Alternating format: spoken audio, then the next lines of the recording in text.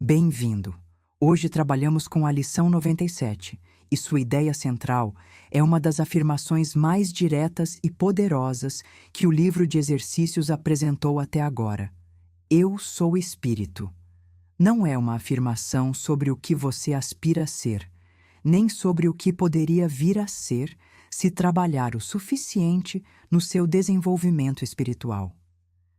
É uma declaração sobre o que você já é, neste momento, exatamente como está. O curso não oferece aqui uma filosofia para considerar. Oferece uma verdade para praticar. E há algo na simplicidade dessas 3 palavras que pode desestabilizar profundamente o ego.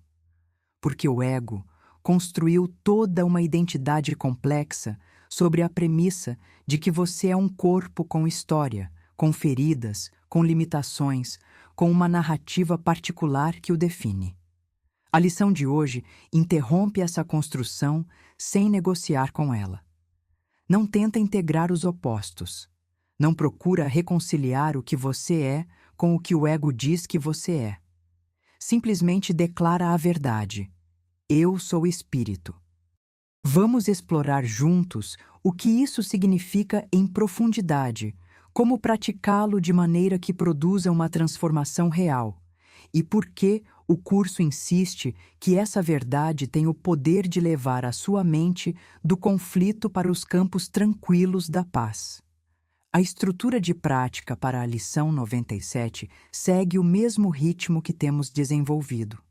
5 minutos de cada hora, dedicados completamente a trabalhar com a ideia do dia. Mas esta lição introduz algo que merece atenção especial. Há uma frase específica com a qual o curso quer que você comece cada período de prática formal. Não é a ideia principal expressa da mesma forma, é uma expansão dela, mais rica, mais declarativa. O Espírito Santo a oferece diretamente.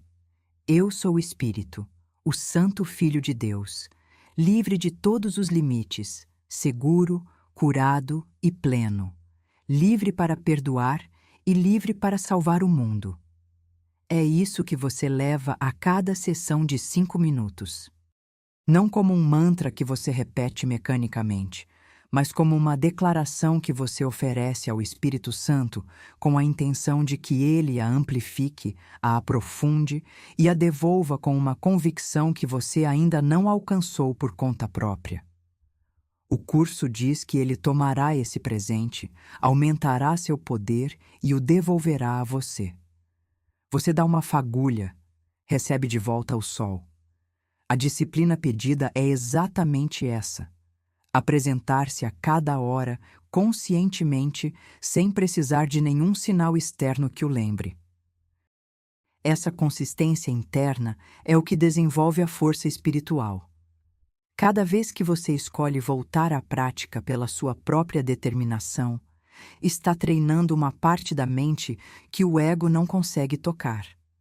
Entre as sessões formais, o curso pede algo mais simples, mas igualmente importante, que você use a ideia como escudo. Quando surgir a tentação de acreditar que você é vulnerável, que é culpado, que é limitado pelo seu corpo ou pela sua história, a resposta direta é: eu sou espírito. Não como uma evasão do problema, mas como uma correção da premissa falsa sobre a qual o problema se apoia. Eu sou espírito. Agora vamos entrar no fundamento do que esta lição está ensinando, porque a simplicidade da ideia não deve ser confundida com superficialidade. Por trás dessas 3 palavras há uma compreensão do ser que muda tudo. A lição abre sinalizando que essa ideia te identifica com o teu único ser. Não com um dos seus seres, não com a melhor versão de você mesmo, não com o eu espiritual em oposição ao eu material, com o seu único ser. Essa é uma declaração radical de não-dualidade. O curso não propõe que você tenha uma natureza dupla, uma parte espiritual e uma parte corporal, e que deve cultivar a primeira e suprimir a segunda. propõe que há uma única verdade sobre o que você é e que tudo o mais é uma percepção construída, não uma realidade. O curso descreve com precisão o que é esse espírito que você é. O espírito amorosamente dotado com todo o amor, a paz e a alegria do teu Pai. Não com um fragmento disso, não com uma versão enfraquecida ou adaptada para a experiência humana. Contudo, e além disso, o espírito que se completa a si mesmo e compartilha sua função como Criador. Isso último é extraordinário. Você não é apenas receptor do amor de Deus, você é participante de sua função criadora. A identidade espiritual não é passiva. Não é simplesmente estar seguro na quietude de Deus enquanto o mundo continua girando. É ativa, é expansiva, é a fonte do que o curso chama de milagres. O curso também fala nesta lição sobre o tempo de uma maneira difícil de esquecer uma vez compreendida. Diz que cada vez que você pratica estas ideias, a consciência se aproxima da verdade, e às vezes 1000 anos ou mais são poupados. Não é exagero poético. É uma descrição de como o tempo funciona realmente, da perspectiva do Espírito Santo. O tempo não é uma linha reta que avança independentemente da mente que o experimenta. A salvação, diz o curso, é um milagre que usa o tempo, mas não é governado por ele. Cada minuto dado conscientemente multiplica seu efeito de maneiras que a mente ordinária não consegue calcular.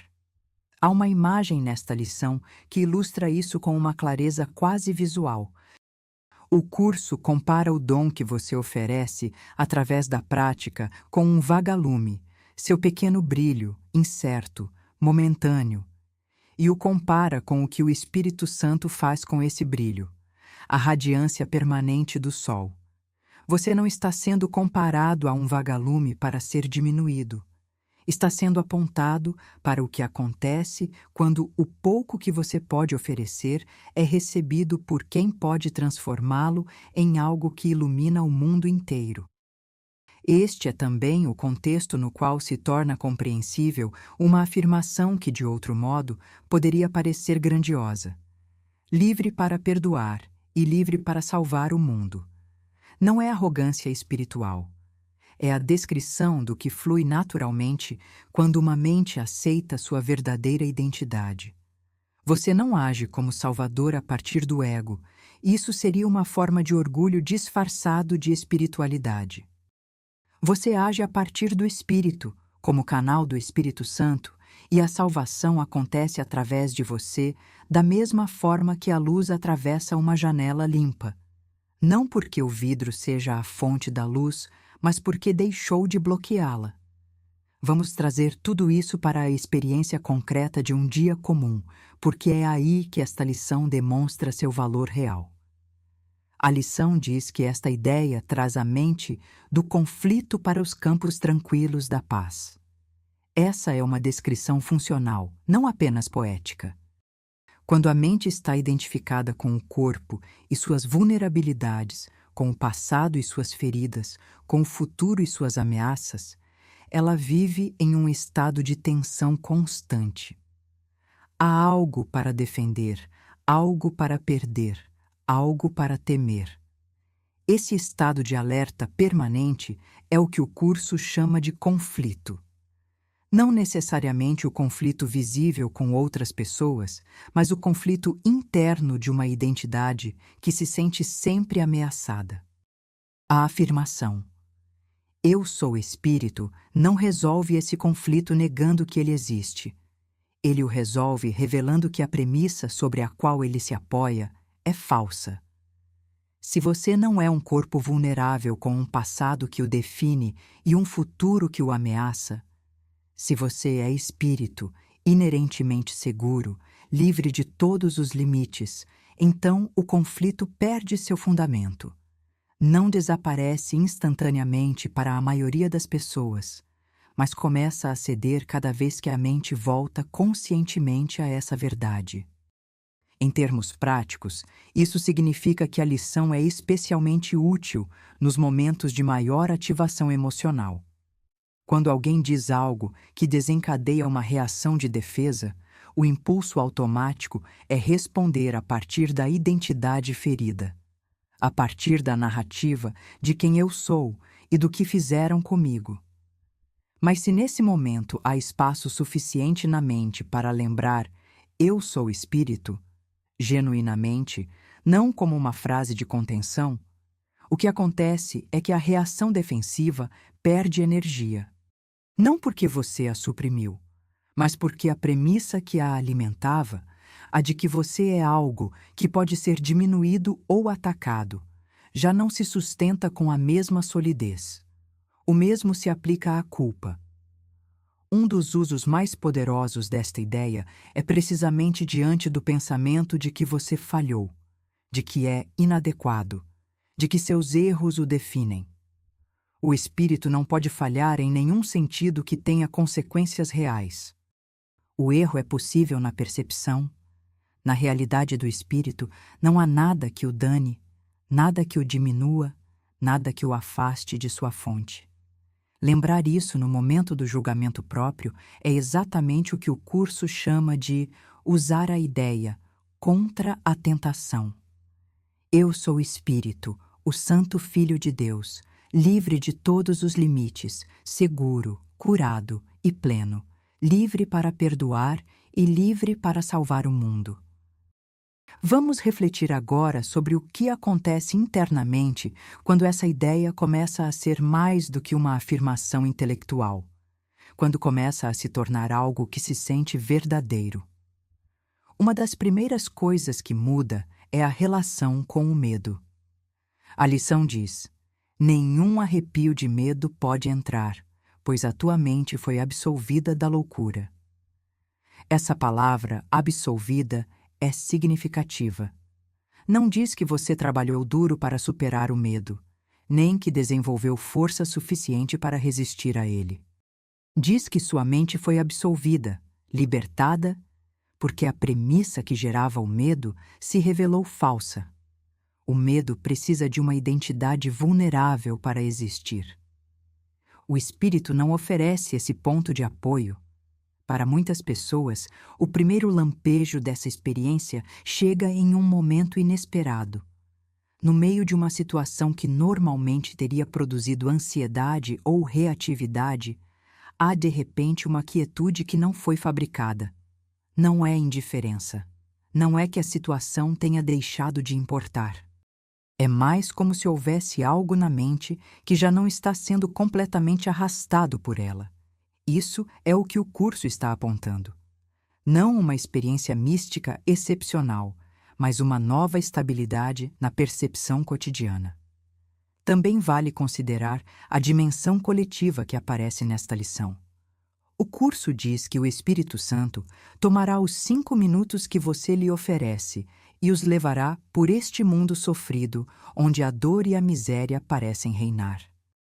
Cada mente aberta que encontrar nesse percurso receberá os dons que você colocou em circulação, e esses dons se multiplicarão cada vez que alguém os aceitar e os usar para curar.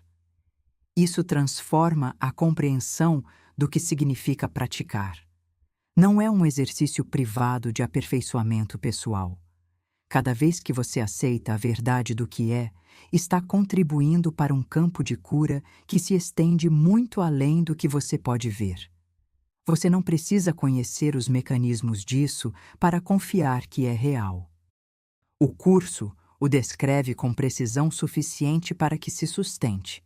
Você dá o brilho do vagalume e o Espírito Santo o converte em luz do sol que alcança todos os que estão dispostos a recebê-la.